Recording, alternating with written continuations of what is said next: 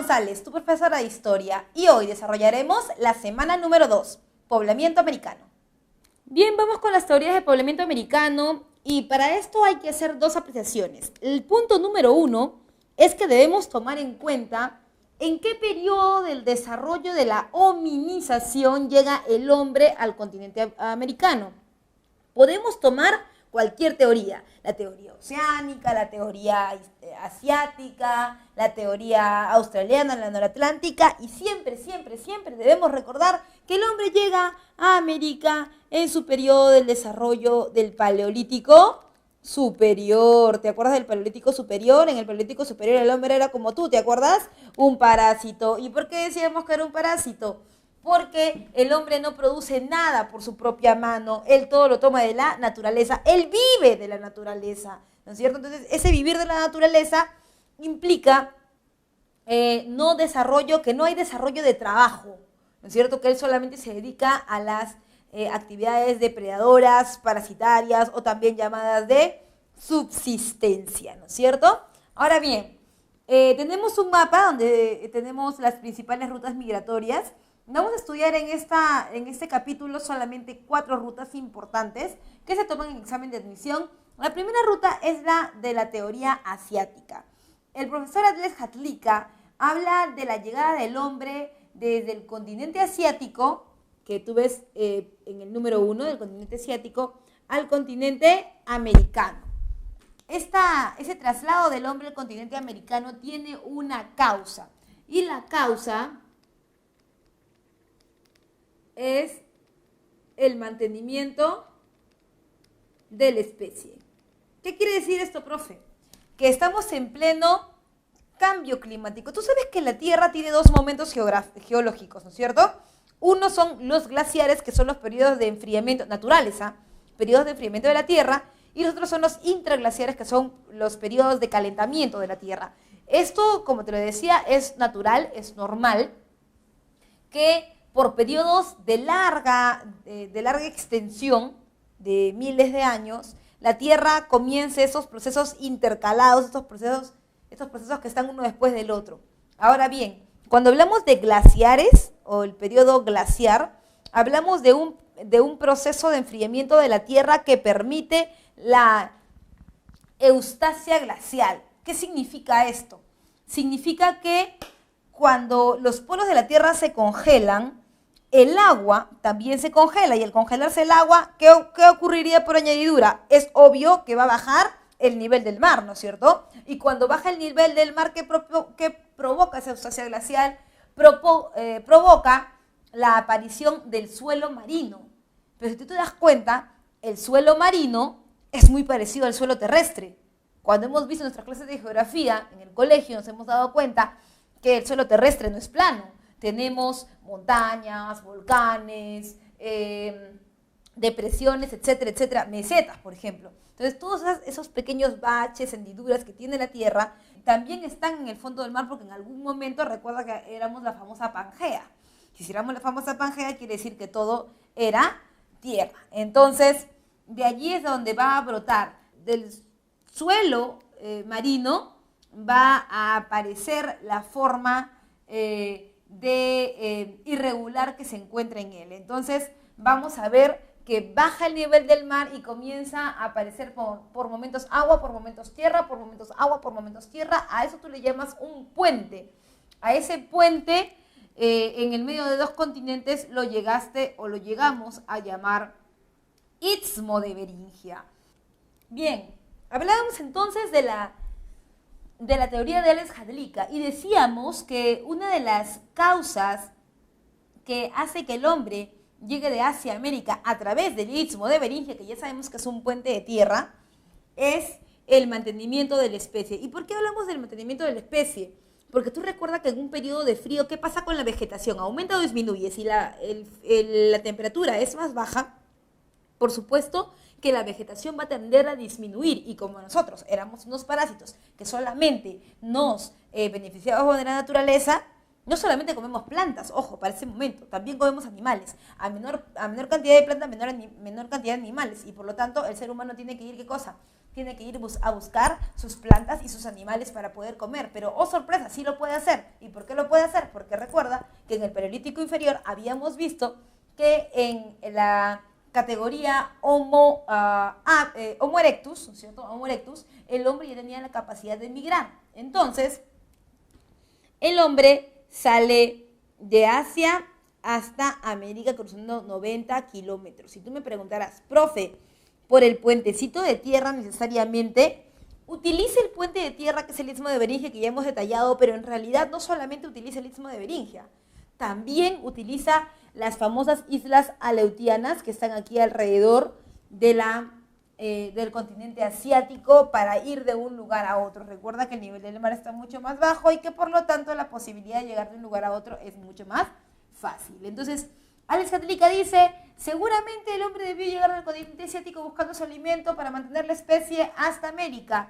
Pero, ¿por qué dice América? ¿Por qué solamente hay 90 kilómetros? ¿Solamente es la característica geográfica? No. Alex Katlicka también habla acerca del parecido antroposomático, ¿no? ¿Qué significa esto?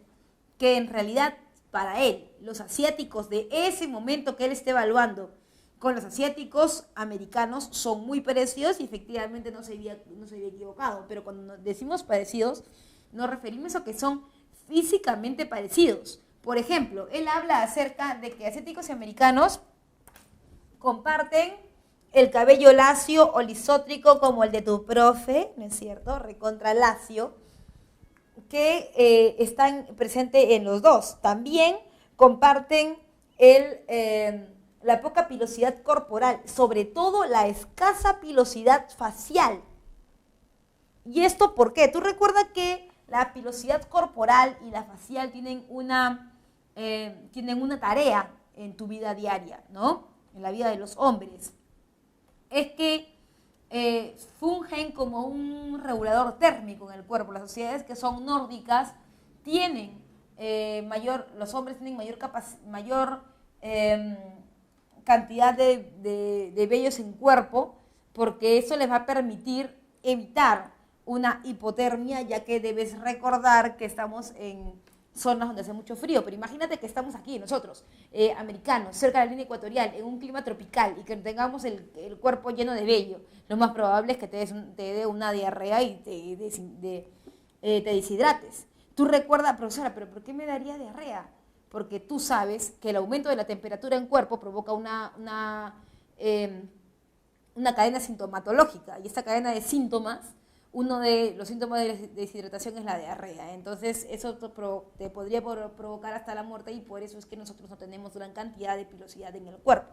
Ahora, a los asiáticos les pasa exactamente lo mismo, pero también se nota mucho en el vello facial, ¿no?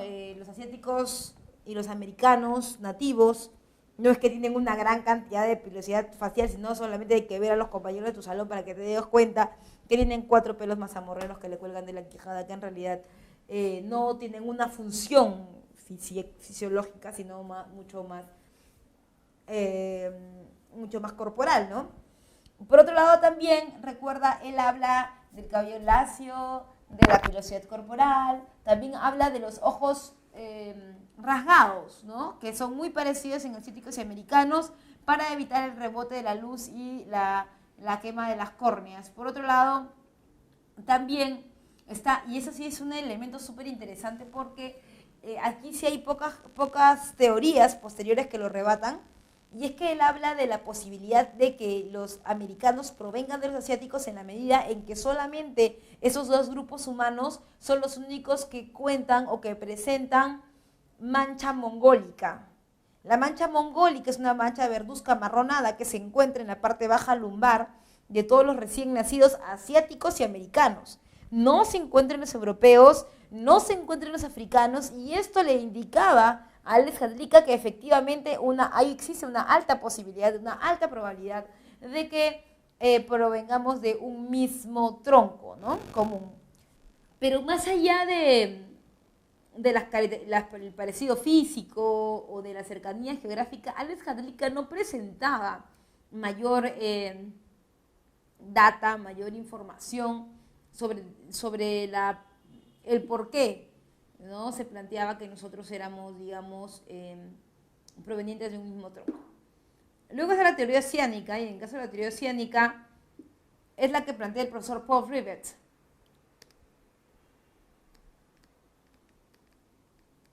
El profesor Rivett dice que en realidad el hombre, si bien es cierto, coincide con Alex Hadley en decir que llega en el periodo de la glaciación de Wisconsin y que hay una baja en el nivel del mar. Él dice que no necesariamente, no descarta, ojo, pero no dice necesariamente que el hombre haya llegado del Asia. Él dice más bien que pudieron haber muchas posibilidades, ¿no? Que el hombre pudo llegar de Asia o que el hombre puede llegar de las islas también que se encuentran en el Pacífico, como por ejemplo la Melanesia y la Polinesia. Él habla de que pudieron venir de la Melanesia, de la Polinesia, pudieron venir por el Asia. Por eso le llaman teoría oceánica o polirracial, ¿no? En donde él dice que a través de los conocimientos técnicos avanzados del hombre de la época, ¿no? Él trabajó las famosas piraguas con balancín, que son embarcaciones que los llevarían desde la zona central hasta las costas de América. Profesora, pero si usted se da cuenta, el espacio que divide al continente americano y el asiático es pequeño, pero el que divide a las islas del continente americano es demasiado grande y lo más probable es que el hombre no hubiera podido llegar así. Hubiera una baja en el nivel del mar. Bueno, para eso están las piraguas con balancín y además la ayuda o el apoyo ¿de quién? De la corriente ecuatorial. La corriente ecuatorial empuja a las piraguas con balancín con dirección hacia América y comienza el poblamiento en ese momento. Ahora, Paul Rivett habla también de parecidos culturales, de parecidos físicos, entre otros. Luego tenemos al profesor Méndez Correia de la teoría australiana, y él es el que habla de la posibilidad más al sur de la llegada del hombre a América, también en el Paleolítico Superior, pero en un periodo denominado por el óptimus climático. El óptimus climático es un periodo de calentamiento de la Tierra, y ese periodo de calentamiento de la Tierra nos va a permitir, ¿qué cosa? Nos va a permitir el aumento del nivel del mar, pero al aumentar el nivel del mar, ¿qué va a pasar? Va a pasar que el hombre ya no puede ir de manera directa de un lugar a otro, porque es difícil. Por eso va a ir saltando de una isla en otra, va a ir de Eklund a Macuac, de Macuac a Tasmania, y ahí recién va a ir a la parte sur de América, que le va a permitir el poblamiento americano. Entonces, para el lado del Océano Pacífico, tenemos tres teorías.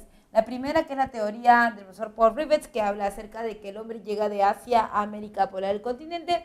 La segunda, la teoría del profesor Paul Rivett, que dice que llega el hombre de las diferentes islas aleutianas, si no descarta la teoría asiática, a América. Y finalmente la teoría australiana, que dice que el hombre llega por el sur. Ahora bien, hemos visto ya el lado del Pacífico y nos falta una teoría para ir al lado del Atlántico. Cuando hablamos de la teoría norte-atlántica, hablamos de una teoría con mayor base científica y sobre todo la que está dando, digamos que, la que se está poniendo en boga en la actualidad, ¿no?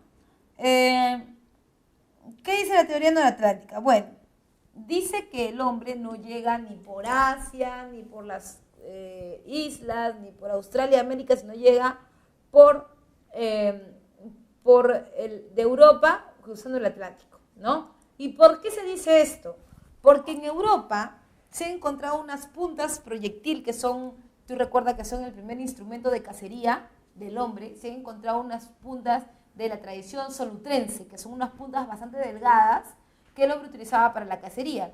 Ahora, cuando se han hecho excavaciones en Estados Unidos, se ha encontrado también en América del Norte que existe el mismo tipo de piedra de la tradición solutrense, pero que en Estados Unidos recibe el nombre de puntas Clovis. Entonces, por esa semejanza es que ellos creen que el hombre llegó a América desde Europa, pero no solamente eso.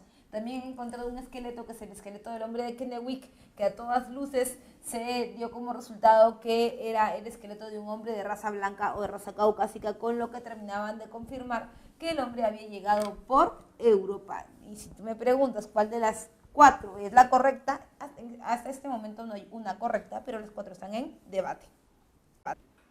Bien, nos vamos con el tema número 2, que es el de la periodificación.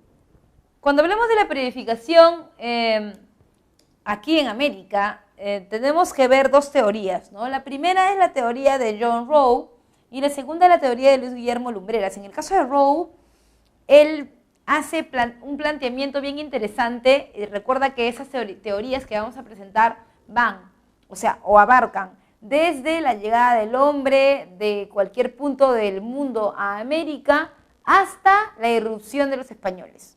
O sea, la conquista, la llegada de los españoles, ¿no? Ahora bien, cuando hablamos de la periodificación, o sea, de cómo se va a dividir el tiempo en este periodo, de cuáles van a ser los espacios, hablamos de 2 teorías. Una es la de John Rowe, de la Escuela de California, y la otra es la de Luis Guillermo Lumbreras, de la Escuela Peruana de San Marcos, ¿no? Ahora, cuando hablamos de Rowe, tenemos que decir que él tiene una percepción de por qué se cambian los periodos, y él dice no es otra cosa más que la cerámica. Él habla de la cerámica y dice que cuando aparece la cerámica aparecen las altas culturas, o sea, las sociedades desarrolladas con presencia de Estado, con presencia de especialización del trabajo, etcétera, etcétera, etcétera. Y por otro lado está la teoría de Lumbreras, que él dice que en realidad no es la cerámica la de que determina el cambio en la periodificación, sino es el desarrollo económico.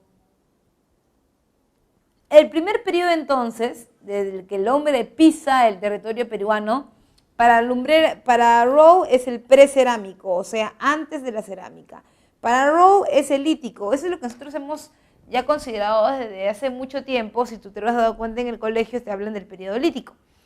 Entonces, decíamos que para Lumbreras es el periodo lítico, para Rowe el precerámico, para Lumbreras el arcaico, para Rowe el periodo inicial, y luego llega la aparición de las altas culturas, y con las altas culturas, según Rowe, ¿no?,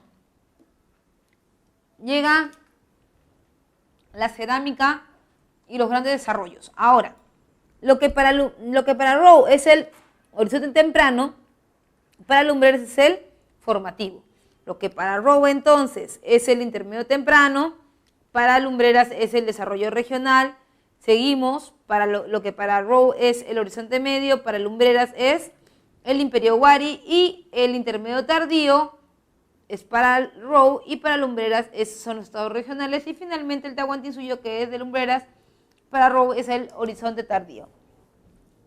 Ahora bien, profesora, yo ya entendí que se ha intercalado, que son horizontes intermedios, pero dígame usted, ¿qué es un horizonte y qué es un intermedio? Bueno, un horizonte es un periodo de expansión, pero de expansión influyente.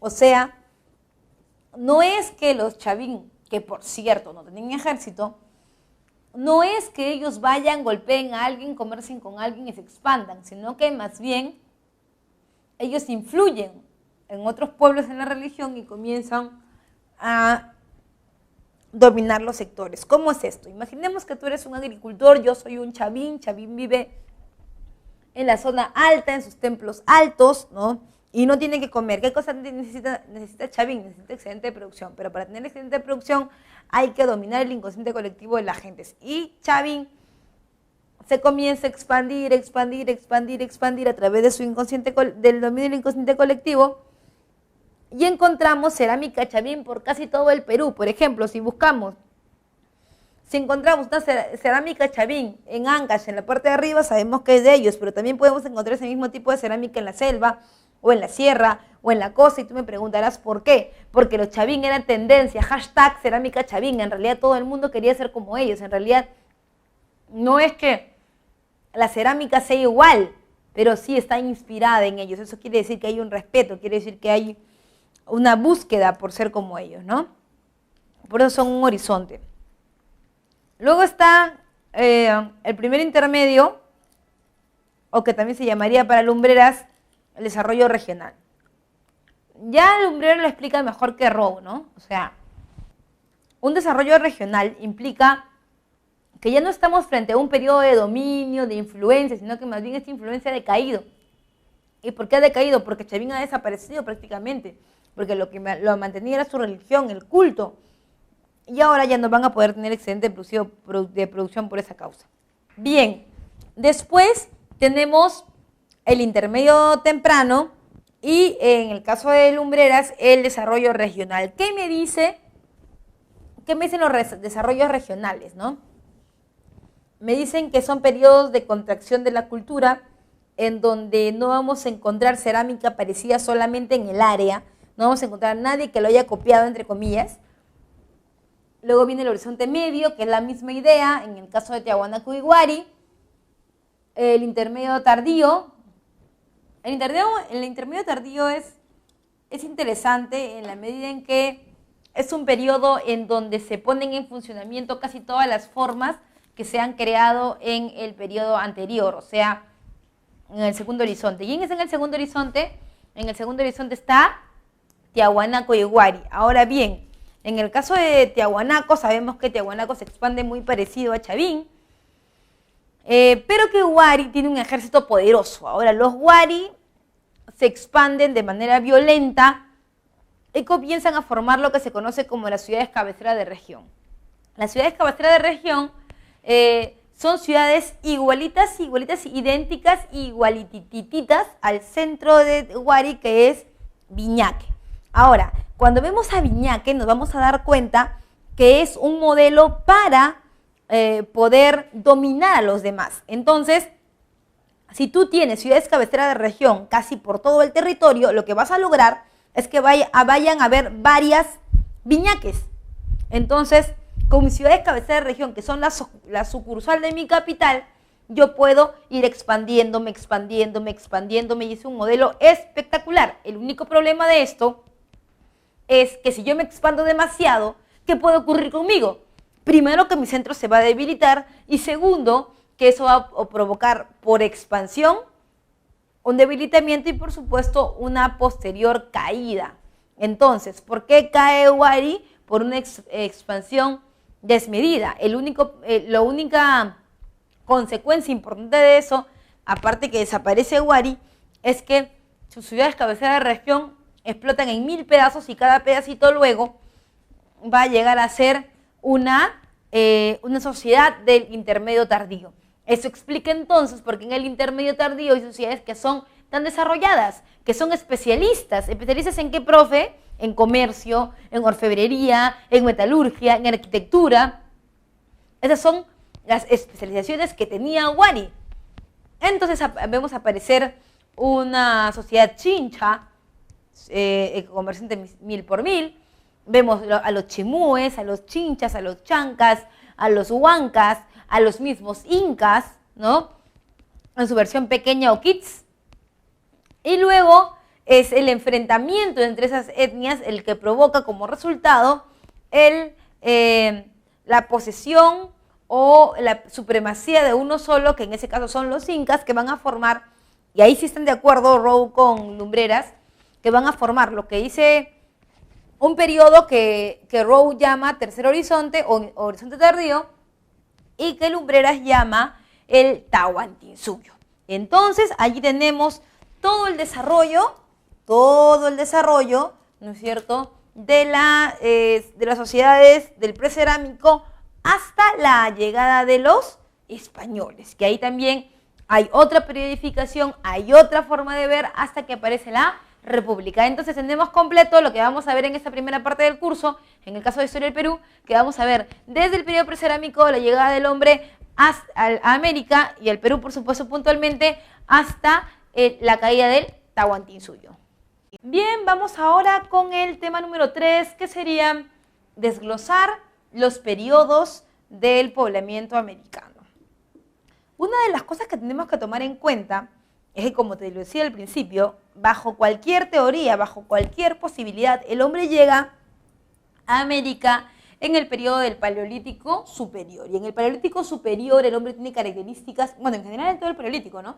El hombre tiene características bien marcadas, de supervivencia, de economía, de política, de religión. Bueno, de política no, que no tiene, ¿no? Pero de economía, de sociedad, de religión, de supervivencia.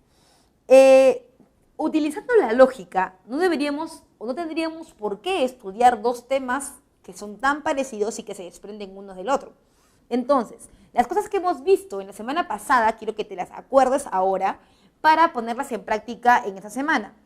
Cuando hablamos del Paleolítico de la historia universal, si el hombre llega en el Paleolítico superior al área americana, entonces quiere decir que el hombre no ha cambiado su forma de ver la vida, que el hombre no se ha transformado, que el hombre está igualitito de como llegó. Entonces, las características que tiene el hombre son las mismas. Por eso, en tu periodo lítico, las características generales son las mismas. Y eso quiero que lo corrobores con tu separatita en la mano. En el periodo lítico, el hombre vive en cuevas, se agrupa en bandas. ¿Qué más? El hombre en economía. No hay que olvidarnos que es nómade, por supuesto, es punto número 1. Pero en economía el hombre no tiene ninguna actividad que le permita producir, porque todavía no sabe producir, pero sí tiene actividades que le permiten extraer, que le permiten vivir de la naturaleza cómodamente, así como tú que vives de tus viejos, ¿no? Entonces, el hombre tiene una economía de subsistencia, también llamada economía parasitaria, o también llamada economía depredadora, en donde se dedica a 3 funciones básicas o 3 tareas básicas, ¿no? La caza, la pesca y la recolección. Excelente. Ahora mira, esas 3 cosas, si tú te das cuenta, también las hemos visto en el Paleolítico de la historia universal. El hombre llega al terreno del continente americano y tiene, no vamos a decir asentamientos, porque no es que se queda perennemente, ya sabes que es un nómade, pero sí es cierto que el hombre tiene o forma lo que nosotros llamamos ahora sitios arqueológicos, ¿no? Donde él va pasando. Entonces, en orden, tú me vas a decir los sitios arqueológicos, yo sé que en tu mente ya lo sabes, eres un súper experimentado, pero yo te voy a dar una técnica súper recontra fácil para que te acuerdes siempre en el examen de cuáles son los sitios arqueológicos, ¿no? Tienes, profesora, yo no me acuerdo, creo que uno es Piquimachay, el otro es Pacaicasa, no me acuerdo, profe, por favor, no te preocupes. En el borde de tu página del examen vas a poner esto, Pichitopala. ¿Pichitopala? Claro, es una mnemotecnia que ayuda mucho para que se aprendan los lugares arqueológicos. El primer espacio arqueológico es Piquimachay. Piquimachay, en su versión 1, por si acaso, chiquitín, porque recuerda que Piquimachay hay varios periodos. Piquimachay 1 es el primer sitio arqueológico del hombre aquí en el Perú. Luego tienes Chivateros, así como tu compañero que siempre lo ves. Chivateros, Toquepala, Paiján y por supuesto el riquísimo Lauricocha. Y tú me preguntarás, profe, de cada uno que debo recordar, es fácil. Siempre te van a preguntar de Piquimachay, que es el primer sitio arqueológico, en donde encuentras ¿qué? En donde encuentras las primeras herramientas hechas de piedra y de hueso, ¿no?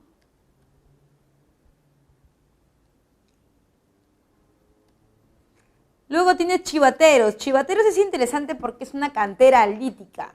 ¿Qué significa que sea una cantera? Que es un lugar donde se sacan piedras.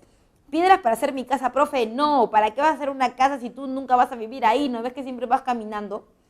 En realidad tú lo que necesitas es piedras, pero con otro objetivo.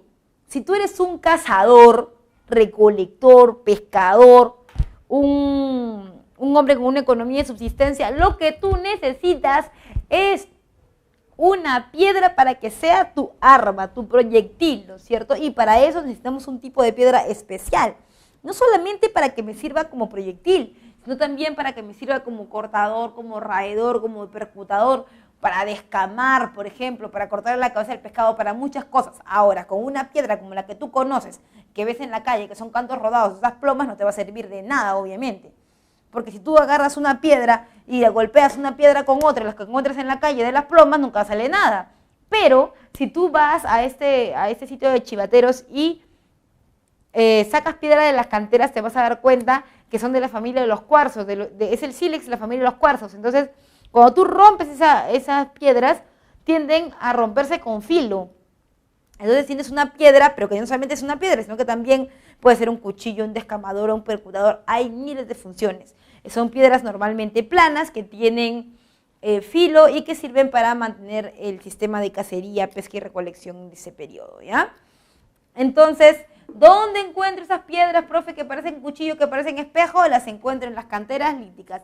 Es la primera cantera lítica, cantera y taller lítico. Bien, después tenemos a Toquepala. Y mira que yo te digo que se parece mucho, mucho, mucho, mucho al Paleolítico de la Historia Universal, porque Toquepala tiene algo que los demás no tienen. Tiene pinturas rupestres.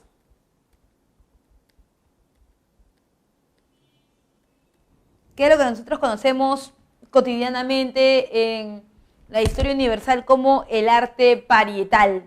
El arte parietal, o también llamado arte rupestre, es aquel que se realiza en las paredes de las cuevas, ¿no? El que tiene un objetivo, y ese objetivo es básicamente, y eso ha venido en examen, ha venido en examen de admisión anteriormente, y la respuesta es que tiene un objetivo educativo o pedagógico, ¿no es cierto? De que se sepa, de que se recuerde, de que se vuelva a ver cuáles son las técnicas para cazar, porque tú recuerda que la persona que caza en un lugar no lo vuelve a hacer en ese mismo espacio porque va a seguir caminando y caminando y caminando, pero van a haber grupos que sí lleguen a ese lugar y que ya tengan entonces una forma de recordatorio de cómo es que se caza, ¿no?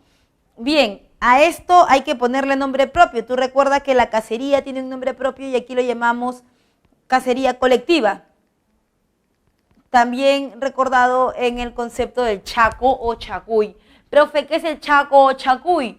Es esta forma de cacería entre varias personas. Eso también tienes que darte cuenta, que no es que estos salgan uno por uno de manera individual, no. Aquí estamos viendo un sistema social, de grupo, sin un gobernante, sin una persona que tenga el poder. Eso va a venir después. Recuerda que aquí, en el periodo del periodo lítico, el poder es rotativo, no hay nadie que tenga el poder supremo aquí. Después tienes a Paiján. Paiján también es muy interesante, porque, vamos a verlo aquí, Paiján, tiene el ajuar funerario más antiguo y completo de la costa. Ajuar funerario más antiguo y completo de la costa peruana. ¿Qué significa esto? Significa que ahí se encontraban entierros, por supuesto, entierros de 2 mujeres adultas y un niño, en forma, el entierro es intencional. Profesora, entierro intencional, yo me acuerdo que usted habló de eso en la clase anterior, por supuesto. Mira, cuando hablamos de un entierro intencional, nos estamos refiriendo básicamente a que existe la necesidad, existe la intención, valga la redundancia, de dejar un precedente, o sea, de que ese cuerpo que creemos está inerte, ¿no? Va a pasar a una segunda vida. No sabemos si es mejor o peor en realidad. Eso tampoco nunca lo detallan los arqueólogos, pero sí dicen que es la posición intencional en la que dejan el cuerpo que nos indica que ellos piensan que hay vida después de la muerte. Y eso recuerda que se llama creencia mágico-religiosa y lo hemos visto en el Paleolítico Medio, en el hombre de Neandertal. Entonces, si te das cuenta, hay muchas características que son muy parecidas, tanto en el Paleolítico como en el periodo lítico de la historia peruana. En el caso del hombre de Paiján, por ejemplo, se entierra en posición fetal o de cúbito ventral. En esta posición, si tú ves la imagen que está en tu separatita, te vas a dar cuenta que en esa posición es como nacen los niños. Entonces, no estamos diciendo que está muriendo, o sea, que está terminando, se acabó su ciclo de vida, no su ciclo de la presa, no su ciclo de vida, se acabó, se terminó. No, sino que estamos diciendo que ha acabado este ciclo, ¿no? Y va a empezar otro, ¿no? Que sería el ciclo de su segunda vida. Ahora, lo mismo pasa con la Uricocha, pero hay que tener cuidado.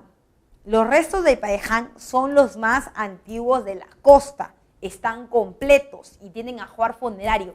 ¿Qué significa, profe, que tengan ajuar funerario? Que lo han enterrado con sus cositas. O sea, imagínate a ti te entierran, ¿no? Y es un entierro intencional porque quieren que hay vida después de la muerte y quieren que tú pases a otra vida. Entonces, ¿con qué te enterrarían? Bueno, te pueden enterrar con tu celular, que nunca lo dejas, ¿no? Parte de tu cuerpo, un apéndice. Y también te pueden enterrar con tu separata de la pre, para que puedas postular en una próxima vida, ¿no? Cosas así. Entonces, estamos hablando de una continuidad. Luego tienes el hombre de la Uricocha. En el caso de la Uricocha,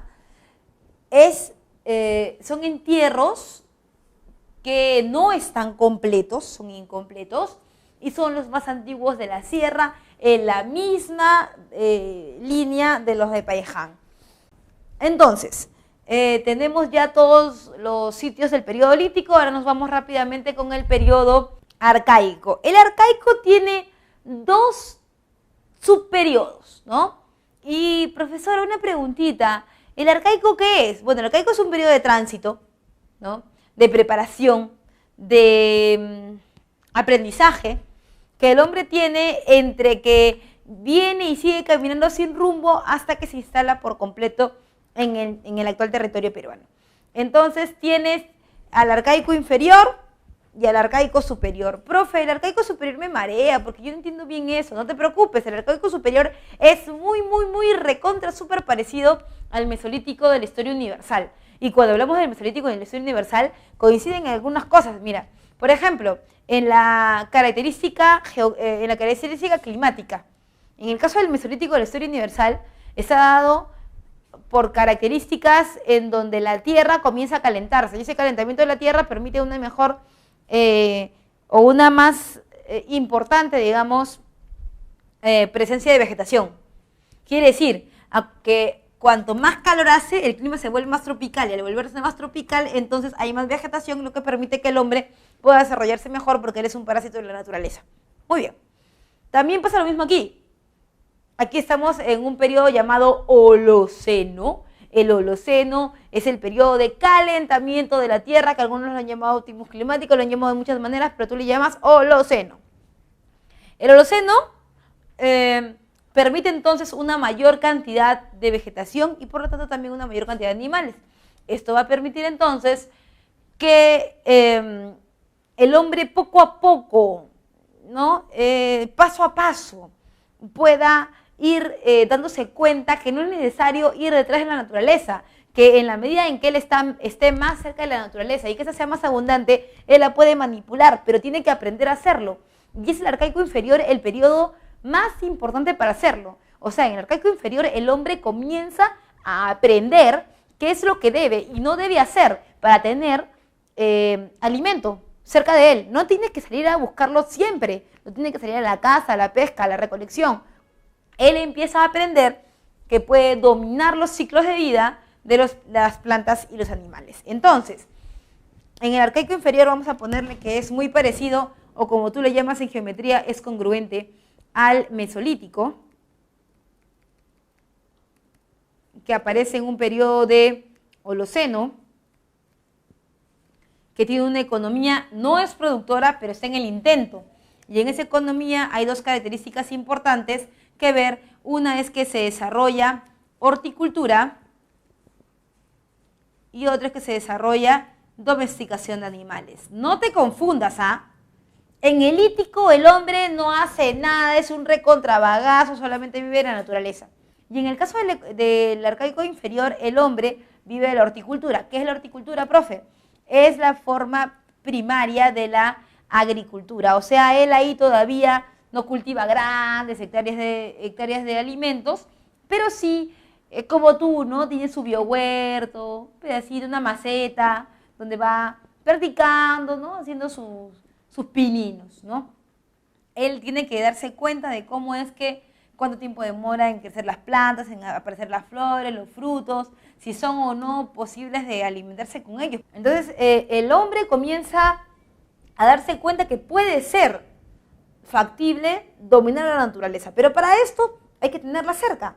Es como cuando, por ejemplo, tu profesora de primaria te daba tu primer proyecto, ¿te acuerdas? Primero de primaria. Te daba tu proyecto del frijolito, ¿te acuerdas?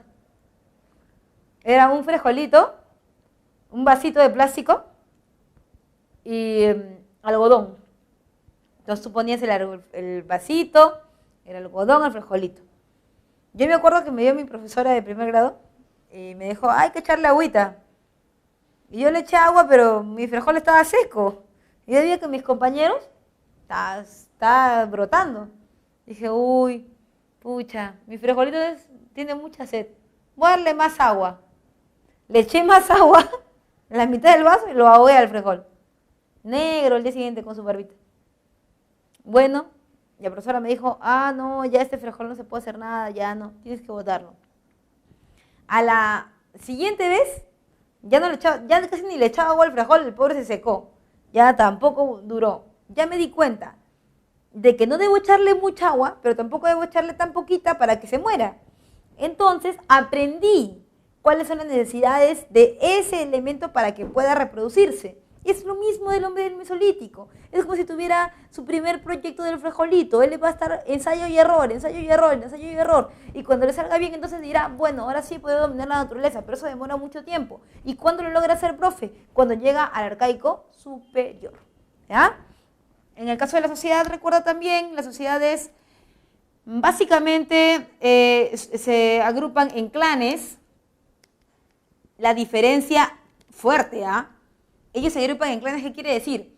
Que el jefe del clan o el jefe de la familia es el que gobierna la sociedad. En cambio, en el Lítico no. En el Lítico puede ser cualquier persona que en ese momento tenga una buena suerte en la cacería o tenga habilidades para la cacería, para la recolección, para la pesca. O sea, en el caso del Lítico el gobierno es rotativo. En cambio, en el caso del arcaico inferior, en los clanes, el poder es del patriarca, ¿no? del jefe de la familia hasta que éste muera, ¿no? Y van a seguir pasándose de generación en generación. En tecnología, recuerda, en el periodo arcaico inferior, ¿no? Hay nuevos descubrimientos en cuanto a las formas de poder producir, ¿no? Ahí tienes, por ejemplo, el desarrollo de las cestas, ¿no? De la cestería para la pesca, y por qué no de las redes de pescar. La idea es que si yo ya estoy casi instalado en un lugar, voy a tener una tasa demográfica mucho más alta, porque hay menos gente que se muere en la cacería, punto número 1. Hay más mujeres que pueden mantenerse más tiempo con los niños y evitar que estos mueran, punto número 2. Punto número 3, el desplazamiento también es peligroso, por lo tanto hay más bocas que alimentar, quiere decir que la tasa demográfica ha crecido y por lo tanto necesitamos más recursos. Es por eso que aparecen las redes de pescar y por supuesto con ella la posibilidad de alimentar a más personas. Ahora, ¿no? Que vamos a poner las redes de pescar, la cestería y las redes. Ahora, en el caso de los principales sitios arqueológicos, ¿no? Lo que siempre te preguntan, eso nunca va a fallar, es que te van a preguntar por Nanchoco. Siempre preguntan por Nanchoco. Nanchoc es la evidencia temprana de horticultura, en donde participan evidencias como la calabaza, el maní, la quinoa, la oca, y son viviendas hechas con piedra, barro y caña. Pero por favor, no es que hay viviendas de piedra, hay viviendas de caña, no. Es una combinación, es una mezcla, ¿ya? Porque si no estaríamos hablando de otra cosa. Por otro lado, también tienes a Guitarrero 2, que está en Ancash, donde se evidencia la horticultura de payar, ají, frijol, Y vas a darte cuenta también que aparecen muchas terminaciones chay, Telarmachay, Jaiwaimachay, Piquimachay 2. Cuando encuentras terminación chay, quiere decir que hay presencia de corrales. Y si hay presencia de corrales, quiere decir que tú no estás produciendo a gran escala. Estás simplemente teniendo dos animales, una hembra y un macho. ¿Y para qué los tengo? Los tengo para controlarlos, para ver cuándo se reproducen, cómo lo hacen, cuánto tiempo demoran, tengo que encerrarlos. Entonces, eso implica que tenga corrales. Ahora, si yo tengo corrales y terminan en chay, estoy en el arcaico inferior, por lo tanto, o sea, la terminación de los sitios, ¿no? Terminan en chay y estoy en el arcaico inferior. Pero cuando ya dejan de utilizar el corral y se convierten en ganaderos, eso ya es otra cosa, ya estamos hablando de otro tipo de economía. Por otro lado también está el uso del mate. Profe, ¿qué es el mate? Así como en el lítico solamente se usa piedra y hueso, en el arcaico inferior solamente se usa mate. Por favor, te voy a pedir. No hay cerámica en los arcaicos, no hay. La cerámica recién aparece después de los arcaicos y al comienzo de las altas culturas. Entonces, ¿qué tenemos aquí? Mate. ¿Qué es un mate? Es una calabaza seca que se ha deshidratado por varios meses y que se ha convertido en un recipiente, en una vasija, en un espacio para guardar cosas, para transportar agua, etcétera, etcétera, etcétera.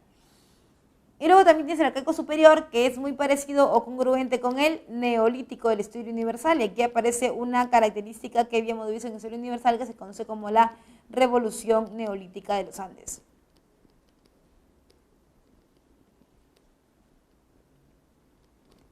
¿Qué es esto? La revolución neolítica de los Andes en economía representa un giro de 180 grados, porque aquí aparece una economía de tipo productora.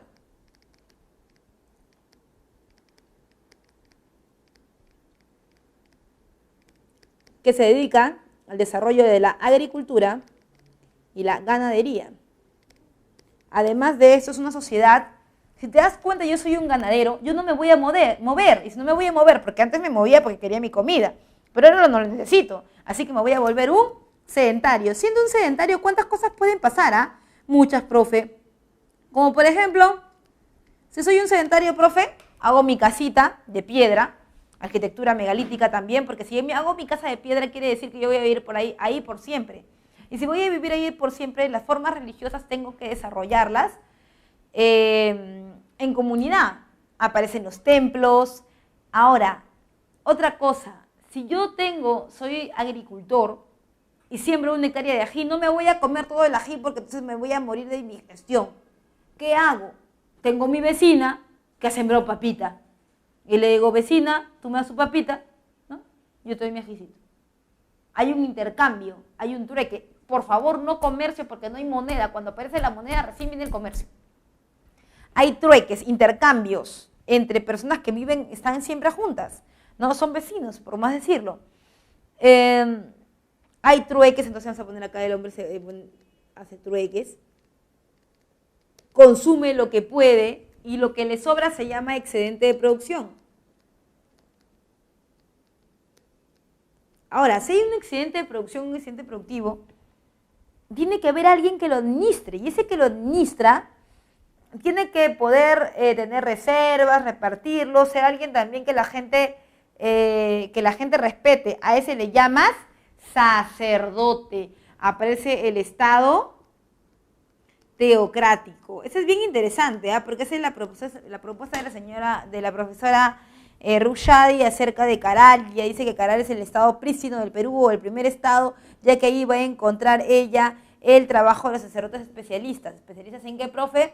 En ingeniería hidráulica y en astronomía. ¿Por qué? Recuerda que Caral está en un valle, y en el valle la gente es agricultora 100%. Entonces lo que ellos quieren es saber cuándo van a producir, si van a producir este año, si no van a producir, que quieren un oráculo, y ese oráculo lo van a producir los sacerdotes especialistas. Ahora bien, en este sentido, hay que entender entonces por qué Caral tiene tantos templos ceremoniales. Tiene templos ceremoniales en forma circular.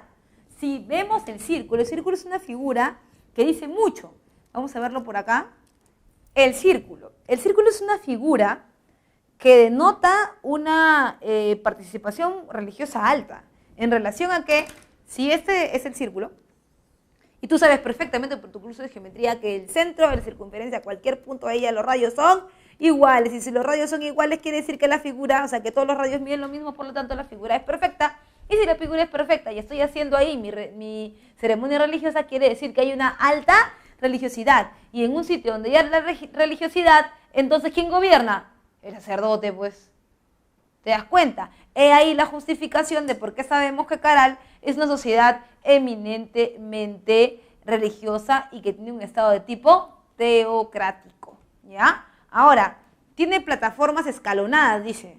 Si tienen plataformas escalonadas quiere decir que hay un nivel de jerarquía importante, que en Caral hay jerarquización social, que hay unos que gobiernan, otros que obedecen, unos que mandan, otros que obedecen, etcétera, etcétera, ¿ya? Eso por el lado del arcaico superior, muy parecido al neolítico, con sociedades plenamente sedentarias, surgimiento de la teocracia que te lo he explicado, los centros ceremoniales, una economía productora, el uso del trueque, el uso del fuego como parte de las experiencias religiosas, esto también es súper importante, con fogones, porque recuerda que hay culto al fuego, siempre cuando hay un sistema sedentario y hay centros ceremoniales, necesitamos culto a algo definitivo, ¿no? Los templos, ¿cómo son los templos en el arcaico superior? Bueno, la arquitectura en la costa son recintos con fogones para incinerar ofrendas, como en el caso de Caral, plantas circulares, como en el caso de Caral, terrazas escalonadas y pirámides truncas, ¿no? Eso es lo que son las características. Y cuando vamos a la sierra, son recintos rectangulares, ¿no? Hay otra forma que vamos a ver la próxima, de acá a un par de semanas. Construcciones de 2 niveles, fogones, conductos de ventilación, súper importante, ¿no? Por la altura. El caso más conocido en esta tradición es el de Cotox, en la tradición serrana, y en la tradición costera el caso de Caral, ¿no es cierto? El caso de Caral.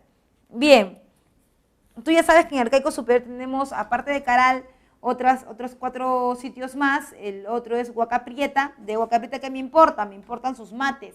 Ya los hemos visto en el arcaico inferior, pero son mates pirograbados, o grabados también hay, ¿no? Los pirograbados son los que se graban con fuego y los grabados normales, bueno, son en alto relieve simplemente. Es una aldea de horticultores, ¿no? En el caso de Cotox, en Huánuco, es el centro ceremonial de la sierra y aldea de agricultores, importante subrayar eso, agricultores, porque ahí nos estamos dando cuenta que son productores. Y por supuesto la alta religiosidad en el Templo de las Manos Cruzadas. Finalmente Áspero, que también pertenece al mismo complejo Caral, ¿no? Y Huariacoto, que es el centro ceremonial más importante de la sierra, ¿no? De su tradición, de la que inicia Cotox. Bien, vamos con el último punto, que serían las teorías de las altas culturas o civilizaciones en los Andes. Profe, entendía todo hasta que empezó a hablar de eso que no sé de qué estar hablando. Bueno, mira, esto básicamente en cristiano es saber cuáles son las explicaciones de algunos teóricos de cómo aparece la cerámica en el Perú. Y eso, ya tú sabes que altas culturas significa cerámica. Entonces, hay 3 teorías importantes, solo voy a hablar de 3. Ya sé que hay 4, voy a mencionar un poco la última, pero no viene en el examen para San Marcos. Está la teoría inmigracionista del profesor Max Uhle. El profesor Uhle dice que la cerámica, o sea, que la cultura, o sea, la cerámica nunca vino del Perú, que nunca existió en el Perú, sino que vino o llegó a la costa peruana por la vía marítima, dando origen a Proto-Chimú y Proto-Nazca, y vino desde la zona maya, ¿no es cierto? ¿Y él por qué dice que pudo venir de la zona maya? Bueno, porque ha encontrado en esta zona de Proto-Chimú y Proto-Nazca, que es toda la costa, el litoral peruano, ha encontrado similitudes lingüísticas, similitudes en arquitectura piramidal. En el caso de, por ejemplo, la costa de Lima y la costa maya, son muy parecidos. Más o menos lo plantea por la década de los años 20, ¿no? Así que digamos que ahí tiene un buen asidero. Luego está la teoría autoctonista del profesor Tello, que hace unos días acaba de cumplir acá el natalicio de Tello. Tello también habla a inicio de la década de los 20 y sostiene que, vamos a poner acá mayas, y acá Tello sostiene que es la Amazonía peruana, el lugar donde proviene la cerámica, porque él en su tesis de bachillerato para medicina quería comprobar cuál era el origen de la sífilis y quería comprobar que era en el Perú. Entonces Tello comienza a buscar evidencia que no sea después de la llegada de los españoles, porque él quiere desmitificar que son los españoles los que traen la enfermedad, y por eso está buscando fuentes, como las que vimos la semana pasada de fuentes materiales, que le digan a él que existía antes de los españoles, y la única fuente, como no hay escritura porque somos ágrafos, entonces la única posibilidad era con cerámica, y ahí se va a topar con la cerámica de la Amazonía, de la sociedad arawak, un tipo de cerámica estilo cupisnique, que era muy, muy, muy parecida a la chavín. Cuando se someten a las dos a carbono 14, Tello se da cuenta que la de la Amazonía era mucho más antigua. Ahora, el problema de esto es saber, aguante, profe, que hay cosas que no me cuadran. O sea, si Tello dice que la de la Amazonía es más antigua, ¿por qué declara a Chavín como la cultura matriz del Perú? Porque a él no le importa tanto la antigüedad, lo que a él le importa más bien es quién logró el objetivo. El objetivo de la cerámica es que se expanda, que influya, y eso lo logró Chavín. Hashtag cerámica Chavín, para llevarlo a todos los rincones de donde él pudo encontrar la cerámica, ¿no? Y luego está la teoría allochtonista, que es la teoría del profesor Kaufman. Y el profesor Kaufman habla acerca de una proyección desde Puerto Hormiga en Valdivia, Ecuador. Él dice que si esto es América, vamos a ponerlo acá de clarito, esto es América, y aquí está el Perú, él ha hecho un paneo, una recopilación de diferentes cerámicas en toda América, y de todas las que ha visto, la más antigua ha caído en el Ecuador, en Puerto Hormiga. Por eso él dice que el Perú no ha creado nada, que la cerámica llegó de Puerto Hormiga por difusión hasta el Perú, y luego también hacia el norte llegó inclusive hasta la zona azteca. Así que el centro de todo es Ecuador y la influencia es el Perú. Eso es lo que dice la teoría allochtonista. Y seguro me van a preguntar por la teoría hologenista del profesor Lumbreras. Seguramente va a ser una pregunta. En realidad te voy a decir que Lumbreras no dice nada nuevo, ¿eh? Dice que la teoría hologenista dice que la cultura peruana es un mix, que pudo venir de fuera o pudo hacerse adentro. O sea que en realidad no dice nada el profesor Lumbreras, o bueno, no da mucho detalle, ¿no? Pero eso es, ¿no? Una combinación de ambas posibilidades, ¿ya? Ahora nos vamos con las preguntas. Bueno, vamos con las preguntas. Pregunta número 1 dice: identifica el periodo de la historia andina en el que se construyen grandes centros ceremoniales, empiezan a formarse comunidades agrícolas pastoriles con organizaciones sociales complejas y aparece la estratificación social. Mira, de todas las pistas que te han dado, esto es un buen dato. Dice, estratificación social. ¿Cómo veíamos la estratificación social? Cuando veíamos la pirámide escalonada, ¿te acuerdas? Y la pirámide escalonada, ¿a quién le pertenece?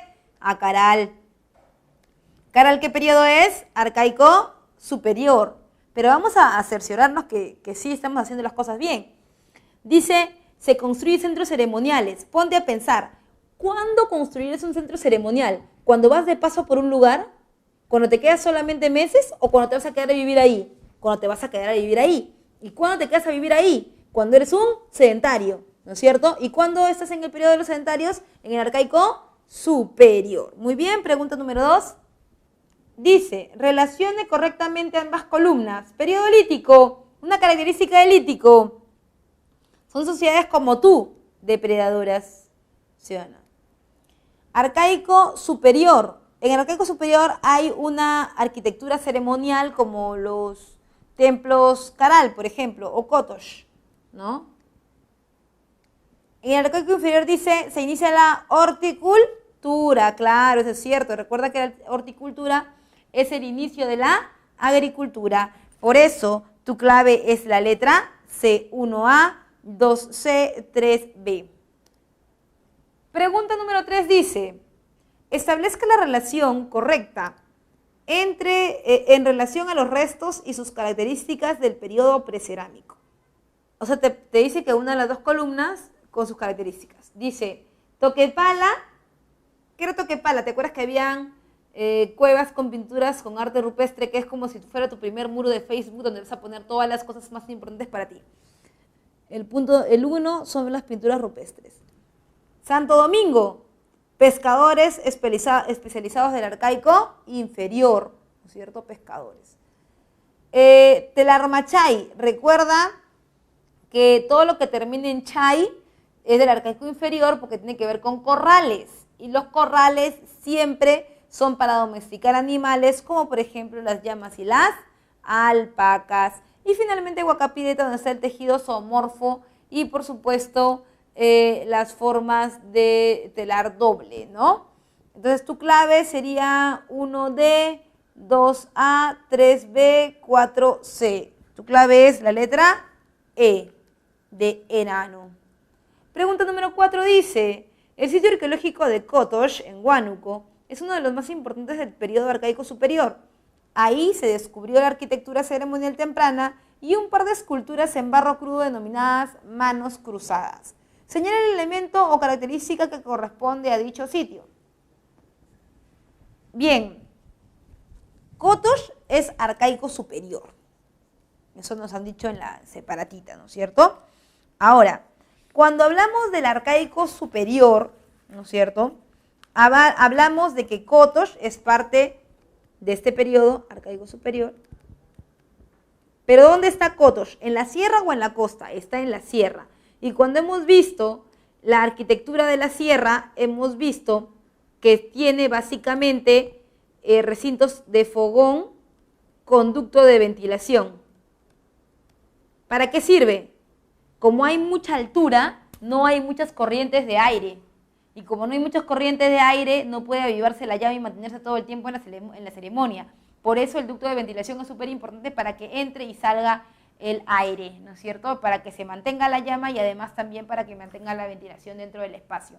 Por eso es que tu clave es la letra A, fogón central y ducto de ventilación, ¿no es cierto? Recuerda que Cotox usa el fuego en los rituales y su centro está conectado con el ducto que servía para avivar el fuego. Tu clave es la letra A y con eso hemos terminado la semana número 2.